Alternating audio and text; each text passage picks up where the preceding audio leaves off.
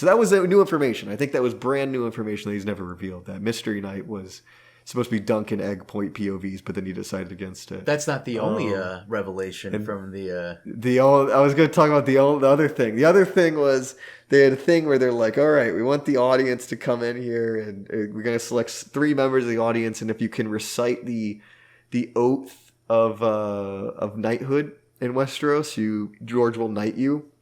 It was like trivia. Well, I mean, only the first 4 parts have ever. That's been what revealed. I was saying. That's what I was thinking in my head. I was like, but we don't know the full oath, right? Like, there's like, so what happened? So a fan got up there. This guy, I had to put a picture of him. He was in his like basketball shorts, and he was good. He like because I was like trying to recall like, okay, how does it start? Because I was and he was like, in the name of the warrior, I charge you to be brave. I charge you to be brave. In the name of the father. I charge you to be just, right? Name of the mother. Mother, I think I charge you to defend the innocent or something.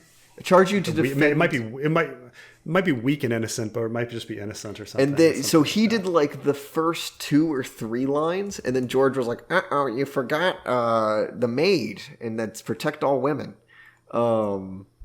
He's like, I didn't get to that part. That's 4th. Vows. Like, let me see, because I was like, well, shouldn't there be like the crone? Like, shouldn't it be all 7 of them? It should be. So if that's but George was like, yep, it's only warrior, father, mother, and maid, apparently. Maid. Which is just weird. Well, because Dunk leaves the tent. Dunk literally leaves the tent before he hears the last 2. Like, there should be 2 more. There should be. And I think, like, so that was, like, kind of weird. Like, because, like, there should, like, I understand there not being one for the stranger, but there should be one for the crone and there should be one for the smith. Like, that just makes sense, right? Yeah. And maybe even one for the stranger. Who knows? Maybe their vows, like, even include the stranger in it because it's 7. Right. So that was really weird where that's some lore thing that now it's going to be on like So Spoke Martin that the vows are not incomplete. Yeah, you're right. I'm looking at it right now on here. In the name of the warrior, I charge you to be brave. In the name of the father, I charge you to be just. In the name of the mother, I charge you to defend the young and innocent. In the name of the maid, I charge you to protect all women. And it's ... in Duncan in the Hedge Knight. But apparently now, like, George is like, nope, it's canon now. Like, people are going to be like, it's canon that the vows is in there. And there's that's stupid. I Preston, mean, you can't... He's allowed to do that. He's allowed to trust do that. That's like senile. At some point, he's senile. That doesn't make any sense. Preston, he's allowed to do that. I'm with you. Like, how many times, like George doesn't know his own story. Oh, Jesus Christ. That's the right, Preston. I wanted to stand up because I knew that the vows were incomplete. I wanted to stand up and be like that one asshole where it's like, well, George, you wanted to be the meme, Trey? Like, the meme of the guy standing up, the painting? That the guy, the freedom of speech painting, the Norman Rockwell or whatever. Oh my gosh, yeah. And people would punch me. Well, hold on. I got to defend George here for a minute here because remember when George Lucas went on the Daily Show with Jon Stewart years ago, Jon Stewart was like, we don't know where Obi-Wan's from. And George Lucas goes, he's from the planet Stew John. He's the guy who creates this shit. That's automatically canon. So if George R. R. Martin says, that's it, but it's automatically canon. It's out of your hands. It doesn't... That's bullshit. Why? Okay, first of all, his text disagrees with himself. Why would it be ... if it's that's a retcon? What are you gonna do? And then second of all, it makes no goddamn sense for there to be you only name 4 of the 7. George is a made guy. There's nothing we could do. It's out of our hands. Okay, it's why it would be so egregious. Like it's such to say that the knight's vow only has 4 parts and then you're done. It's so egregiously bad that I just refuse. I don't care if George is like this is canon. I would just be like my mind would explode. I'd just be like that's dumb. I'm happy. I don't understand. I'm happy you brought this up because I blocked it out of my brain. Like I noticed something was wrong and like that. Like I don't think they actually tell you the full vows. And then now I'm angry too because it's like imagine if the Catholic Church you have the Trinity.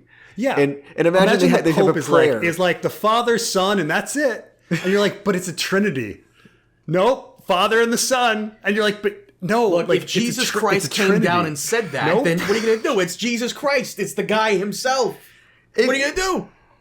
I would say, Jesus, I think you're missing one, because like that's the whole point. It's like you could be like it makes sense that you would pray for the crone. Like if you're praying for them, like okay, if it's sexist and it's only the warrior and the father, fine. But if you're doing the maiden and the mother, like you should include the crone, right? You should include like if And you're the gonna Smith, do it's off. Like it just doesn't work. And I think George. People are going to cancel me. I think George doesn't remember. Like, I think he didn't remember when he was writing that wasn't the end of the prayer. Of the By the vows. way, Like, during during our anyways, breakdown, yeah. Preston, someone in your comment section made a fairly good point about knights and rules. Do you mind if I read that real quick? Because I really like this. He says here, as for George R. Martin retconning the rules concerning becoming a knight, well, it could be argued that during Dunk's time, these rules were simpler, and then the faith monopolized the ceremony. You know, just like how during our Middle Ages, the accolade ceremony changed over time. Firstly, all you needed to become a knight was to be getting patted on your shoulder, and these rules varied. Knights were just warriors, or rather riders, but then the Catholic Church monopolized the ceremony, introducing more and more conditions that needed to be fulfilled. Vigil, confession. The problem here is not Well, he's almost done here. Yeah, no. Well, let me finish it here. Okay. The problem here is that the problem here is not that particular change, but a short period of time in which this supposedly occurred. Because in the Middle Ages, it took centuries for the church to influence the ceremony, and here we have radical change happening within Aemon's lifetime. This is what makes retcon unrealistic, in my opinion. That's Cope. No, that doesn't make any sense because in A Storm of Swords, Beric Dondarrion is knighting people using the principle of any knight can make a knight. So, I understand what he's saying, and that would make sense if nothing after, like, if the rest of Ice and Fire, like, agreed with Maester Luwin, that would make sense. But it doesn't. We have the Hedge Knight, where any knight can make a knight. Then Maester Luwin says that you must stand vigil and have your vows consecrated at a sept, and then it goes back to any knight can make a knight. So it's not that it's it's very clear that it's the chronology of when the stories are written, not the chronology of the events. By the way, I'm sorry, but like it's just to slip this in here. It's fine. Just to slip this in here. Retcons Preston happen. fighting with people in his comments is great. Like that guy who went to ChatGPT about the chevron can point either up or down, and you're like, ChatGPT, seriously? I'm sorry, I love that.